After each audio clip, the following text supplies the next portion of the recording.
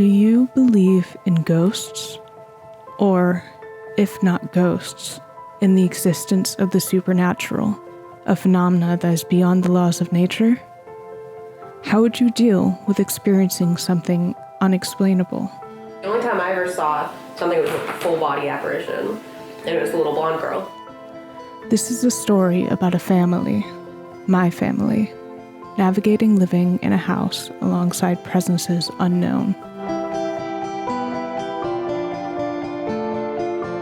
In October of 1995, Nick and Rebecca Katsonis bought a run-down house in Paxton, Massachusetts, with enough space for their 3 children, as well as the 2 yet to come. The house, a 2-story colonial built at the turn of the 19th century, had no dramatic past of tragic deaths or purported portals to hell. The scariest thing about the house was probably that it was in desperate need of structural repairs. As the family settled in, life in the Paxton house was fairly normal, except normal grew to include something extra. Oh, I was terrified. Yeah. I mean, if I was home alone, there were times I wouldn't stay in the house. This story takes place primarily in the 2000s and 2010s. Nick moved out in the early aughts after separating from Rebecca, and their eldest daughter, Amber, moved out a few years later. That left Rebecca, Christina, Caitlin, Elena, and me.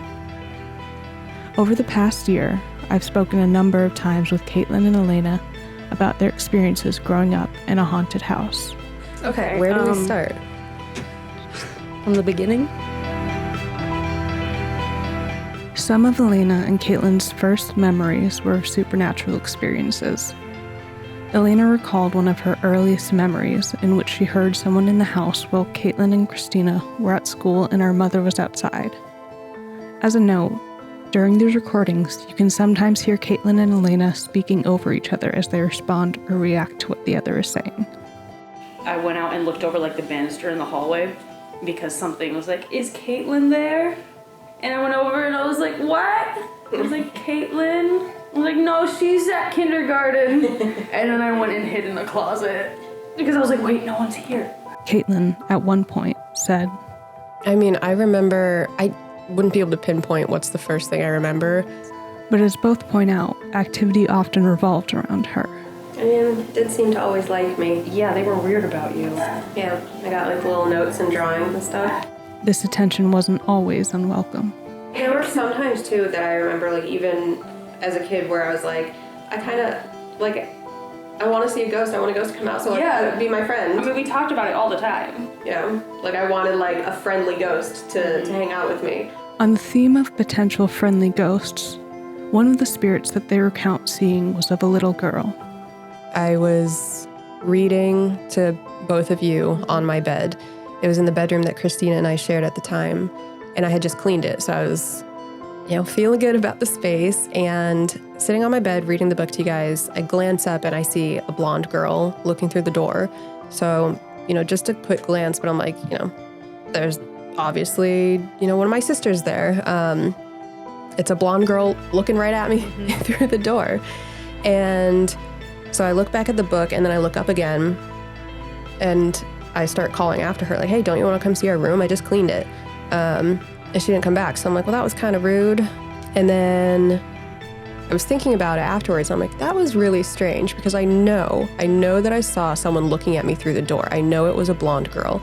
I remember seeing her too. And I didn't hear her walk away. Just because the ghost seemed to be a young girl doesn't mean that they trusted her, though. That's the thing. It never actually felt like a little kid. Their mistrust and unease extended beyond their encounters with this little girl. They both expressed an aversion to certain spaces in the house and certain activities. I remember kids would come over and be like, let's hold a seance in your basement. I was like, no, definitely not. We are not going to do that. I live here. No. Despite this hesitancy, someone did purchase a Ouija board. A board marked with the Latin alphabet, the words yes, no, and goodbye, and the numbers 0 through 9, known by other names like a spirit board, and sold by Hasbro, among other companies and individuals. Some believe that you can conduct a seance and speak with the dead, or with other entities, through use of a Ouija board. Caitlin and Elena view the use of the Ouija board as a turning point, where the energy and activity in the house got more intense. I feel like activity definitely picked up after It did. we bought Things that thing got at weird. Toys R Us. During one recording, Caitlin talks about using the board. And that's the thing with the Ouija board, is it would give answers to things that were clearly made up, like it was messing with us. But specifics that. Yeah, I mean, sometimes it would say things that were accurate and like made sense. Other times it would say things that was just nonsense. So like at the time when I was using it, I was like young and I was like, this thing's all knowing, this is incredible. And then as I got older, I'm like, this is messing with me. Experience isn't so easily tied to belief, though.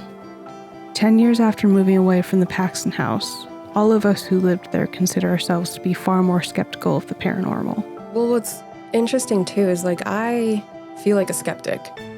Like if anything happens now that I'm like, could that have been something? I'm always like, no, it's got to be like a air pressure change or, I'm just an auditory hallucination or something like that. I always try to come up with some kind of reason. Retelling the family stories provides a space to validate supernatural experiences. Thinking back to things that happened growing up in that house, I'm like, did that really happen? Did I make that up? And it's every time we sit around like this and we tell these stories, I'm like, okay, it was real. Like it happened. I know these things happened. And some of it is like really, really hard to deny. Like if you see something out of the corner of your eye or you think you hear like humming or something, that can be like, maybe my brain is playing tricks on me. Maybe there's a totally reasonable explanation for that. But seeing a whole person in front of you, hearing a whole sentence, and then having these like shared experiences and stuff, that's, I feel like, a lot more difficult to deny. Even further, other people also experience supernatural happenings in the Paxton house. Their stories scaffold our own. Caitlin described a notable one to Elena and me. Like other people coming in and experiencing things. When Christina was dating Justin, we were at Dad's for the weekend, and Christina stayed home. So her, Mom, Justin were hanging out the house. It was late at night. Mom was asleep, and Christina was in the bathroom. And suddenly Justin comes running in. He's like, "Are you okay?" She's like, "Yeah, of course. I'm just washing my face. What's going on?" And he said he heard like woman's voice calling for him, yelling, "Justin, come here quick." And so he thought it was her, of course, and he comes running to make sure she's okay. And she said, "It's not her. Maybe it's Mom." So they go and they see if Mom needed help with something or what was going on. And Mom was sound asleep in her bed. And yeah, never had an explanation for that one.